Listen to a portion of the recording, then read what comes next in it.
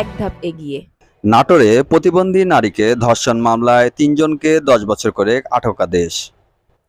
নাটোরের বড়াই গ্রামে এক প্রতিবন্ধী নারীকে ধর্ষণ মামলায় ৩ জনের প্রত্যেককে ১০ বছর করে আটকাদেশ দিয়েছে আদালত। সোমবার ২৯ এপ্রিল দুপুরে নারী ও শিশু নির্যাতন দমন ট্রাইব্যুনালের বিচারক মোহাম্মদ আব্দুর রহিম এ রায় ঘোষণা করেন।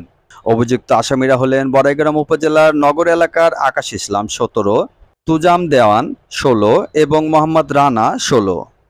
মামলা সূত্রে জানা গেছে ২০২০ সালের ২০শে মার্চ বিকেলে এক বুদ্ধি প্রতিবন্ধী নারী বড়াইগ্রাম উপজেলার রাজেন্দ্রপুর গ্রামের খালের পাশে হাঁটছিলেন। এ সময় অভিযুক্ত আসামিরা ওই নারীকে জোর করে নির্জন খালপাড়ে নিয়ে গিয়ে ধর্ষণ করেন। পরে ভুক্তভোগী নারীর চিৎকারে স্থানীয়রা এগিয়ে এলে অভিযুক্তরা পালিয়ে যান।